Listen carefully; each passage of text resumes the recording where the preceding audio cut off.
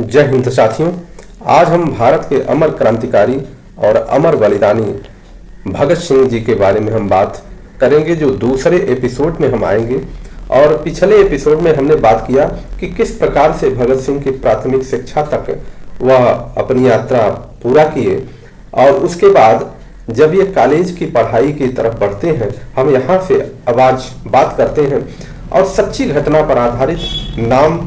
और ये एपिसोड इस प्रकार से है कि जो भी व्यक्ति सिविल सर्विसेज इत्यादि जगह जगह पर अपने कंपटीशन परीक्षा में जाता भी है, उसके लिए भी बड़ा फायदेमंद होगा। तो इसको आप जरूर सुनिए और इसको ज्यादा से ज्यादा आगे बढ़ाइए। अब महान क्रांतिकारी भगत सिंह की पढ़ाई चल ही रही थी, तो उन्होंने सोचा कि देश में जो क्रांति की लहर है, उस क्रांति की लहर को एक अलग प्रकार से कैसे जगाया जाए। तो उनके दिमाग में आया कि हम लोग नुक्कड़ नाटक करें। और क्रांतिकारी भगत सिंह अपने साथियों के साथ नुक्कड़ नाटक करने का व्यवस्था करने लगे और महाभारत नाटक को उन्होंने चुना। और उस महाभारत नाटक की एक सिस्टम को ऐसे अपनाया कि जो कौरवों का भाग था उसको अंग्रेजों को के तरफ दर्शाया, और जो पांडवों का भाग था वो क्रांतिकारियों के लिए दर्शाया। और इस प्रकार से जब वह नुक्कड़ सभाओं में नाटक करने लगे, तो उसमें उन्होंने अपने एक गीत को गाया और बार बार गाते थे और कहते थे, कदे तू भी सिंधिया हो संभाल। अर्थात हिंदी में यह है कि ऐ हिंदी में कभी तू भी हो संभाल, तेरा घर बार विदेशी लूट ले गया और तू बेखबर सो रहा है। वो लूटने वाले हमारे साथ ज्यादतियां न कर, हम तेरी चालें समझ चुके हैं। ये जो गीत था वो प्रभावित थे, किससे प्रभावित था? जो उनके चाचा जी अजीत सिंह थे, सरदार अजीत सिंह, उनके उस गीत से प्रभावित था कि पगड़ी संभाल ओ जट्टा पगड़ी संभाल। ये उन्हीं के चाचा अजीत सिंह का ये गीत था और ये चलता था। कुछ दिनों के बाद भगत सिंह ने नाटकों में घूम घूम कर हिस्सा लिया, खुद उसमें रोल करते थे। और 1923 में भगत सिंह जब एफए की परीक्षा पास कर लिया, बीए के प्रथम वर्ष में जब वो प्रवेश किए, तो अब तक उन्होंने क्रांतिकारी दल की सदस्यता भी ले ली। उसमें सुंदर बात क्या है कि उन्होंने प्रसिद्ध क्रांतिकारी सचिंद्रनाथ सान्याल के साथ मिलकर के काम करने का मन बनाया, और वो सचिंद्रनाथ सान्याल बंगाली थे। अब यहाँ भी एक चीज आता है, सचिंद्रनाथ सान्याल के एक पुस्तक है बंदी जीवन के 300 नंबर पृष्ठ पर उन्होंने अपना वर्णन लिखा है कि किस प्रकार से भगत सिंह जब हम लोगों से मिले, तो गुरुमुख सिंह एक थे जो क्रांति का कार्य कर रहे थे, वो भगत सिंह को चाहते थे कि हमारी तरफ मिल जाए। तो जब पहले वो नहीं मिले, तो उन्होंने भगत सिंह को इस प्रकार से समझाया कि तुम सिख हो और तुम हम लोगों के साथ मिलकर के काम करो। उन बंगालियों के साथ मिलकर के काम करोगे तो पता चलेगा कि तुम्हारा जान भी जाएगा और तुम्हें कुछ मिलेगा भी नहीं। परंतु भगत सिंह सचिंद्रनाथ सान्याल से इतने प्रभावित थे कि उन्होंने उनका साथ नहीं छोड़ा। और ये सारी बात, जो भी बात गुरुमुख सिंह भगत सिंह को बताते थे, सारी बात जाकर के वो सचिंद्रनाथ सान्याल और उनके टीम को बताते थे भगत सिंह कि हमें इस प्रकार से तोड़ने का काम चल रहा है। भगत सिंह अभी ये कार्य कर ही रहे थे। तो आगे हम चलते हैं उनके परिवार में। चूंकि भगत सिंह घर से निकल चुके थे, तो अब उनके जो बड़े भाई थे जगत सिंह, पहले ही 11 वर्ष की अवस्था में एक्सपायर हो गए थे। तो उनके दादी जो थी जय कौर, जो भगत सिंह को बहुत प्यार करती थी, बहुत लाडले थे, जय कौर जी के मन में ये भाव आया कि हम भगत सिंह की शादी कर दें। अर्थात उन्होंने भगत सिंह के पिता किशन सिंह से कहा कि भगत सिंह की शादी कर दिया जाए। और दादी ऐसी थी कि जिस तरह से जो कह दिया वह होना ही चाहिए। पिताजी भी कहे अच्छी बात है, विवाह कर दिया जाए। भगत सिंह के से बात हुआ। बात में पहले भगत सिंह कुछ कहे नहीं और थोड़ा टाल मटोल किए, लेकिन भगत सिंह को देखने वाले जब लड़की वाले आ गए, तो भगत सिंह ने पूरे उत्साह के साथ उनकी सेवा किया, अर्थात लड़की वालों का सेवा किया। और सेवा का अर्थात जलपान इत्यादि जो भी वहां का विधान रहा होगा। उसके बाद उन लोगों को वह लाहौर तक पहुंचाने गए। लेकिन जब भगत सिंह लौटे, तब उन्होंने कहा कि हम शादी नहीं करेंगे।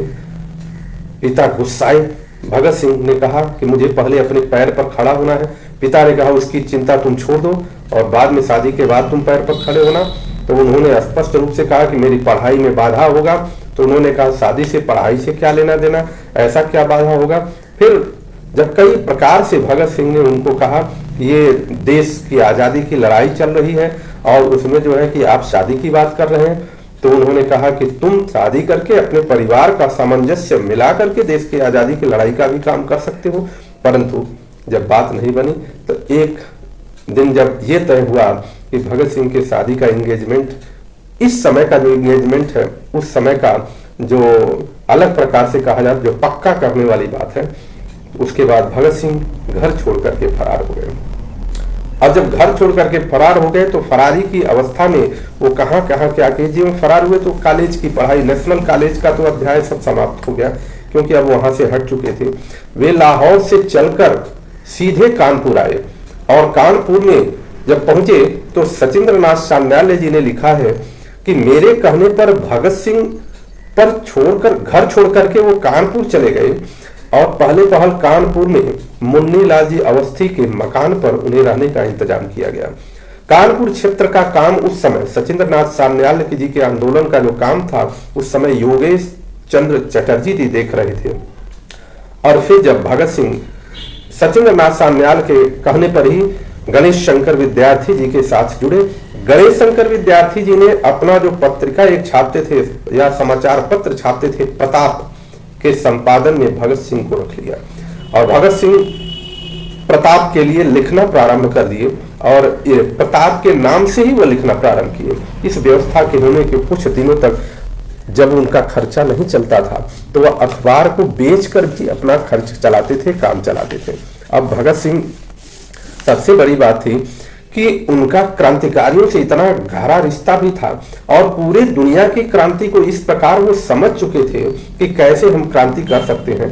तो भगत सिंह का कहना यह था कि हम कुछ ऐसे आश्चर्यजनक या कुछ ऐसे प्रभावी कांड करके देश को आजादी नहीं दिला सकते। देश को आजादी दिलाने के लिए हमें कुछ न कुछ व्यवस्थित ढंग से काम करना होगा क्योंकि दुनिया में कभी भी कोई आश्चर्यजनक कार्य करके देश की आजादी को नहीं पाया।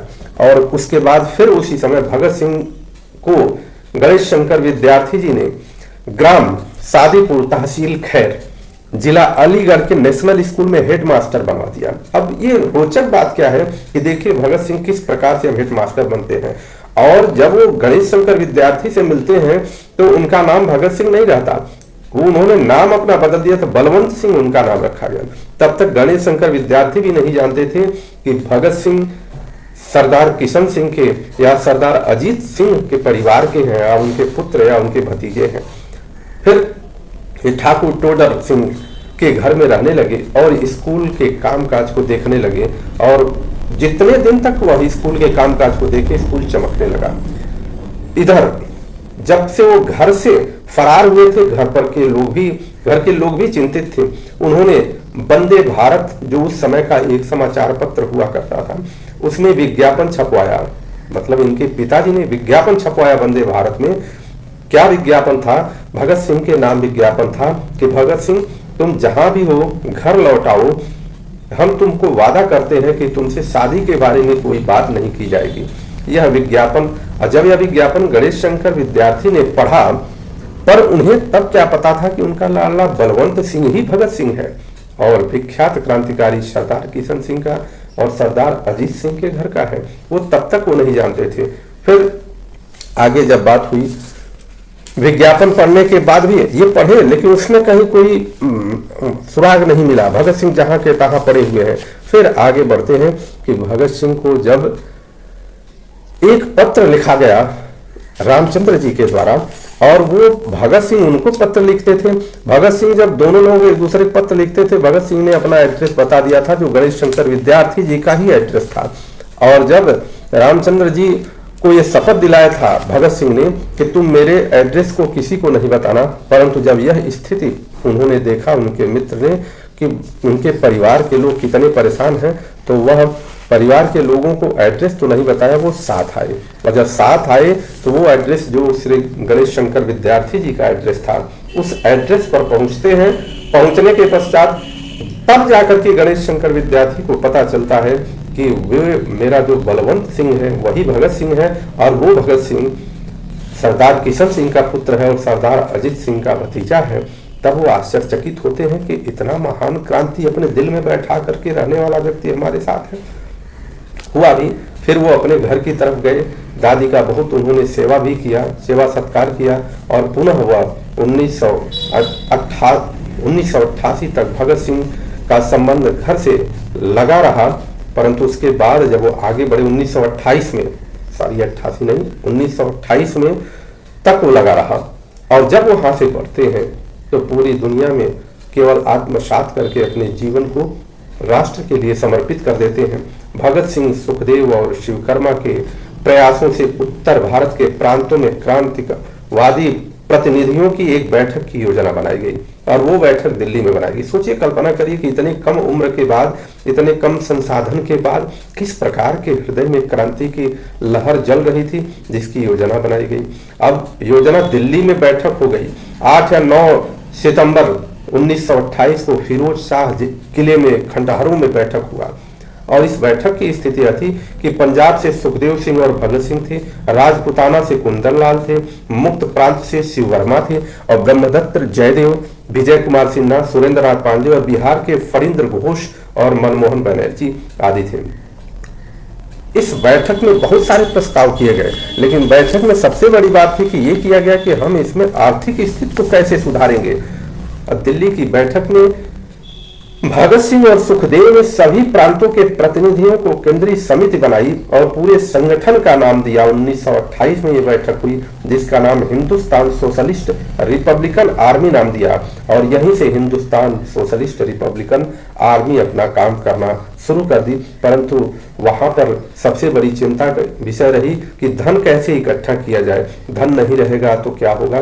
धन इकट्ठा करने का एकमात्र साधन था, चंदे से वो नहीं हो सकता था, डकैती डाला जाए। अब डकैती भी डाला जाए तो किसके वहां डाला जाए। डकैती अगर किसी अमीर के वहां डालेंगे तो इससे आम जनमानस में असंतोष फैलेगा। इसलिए योजना बनी कि हम सरकारी खजाने को लूटेंगे और सरकारी खजाने को लूट कर ही हम अपना काम करेंगे। और यही योजना पर मुहर लगा और उसके बाद केंद्रीय समिति आगे बढ़ी। इसके पूर्व दल में चंद्रशेखर आजाद ही ऐसे व्यक्ति थे जो बड़े होने का दम छोड़कर नए ढंग से नए लोगों के साथ काम करने के लिए तैयार थे।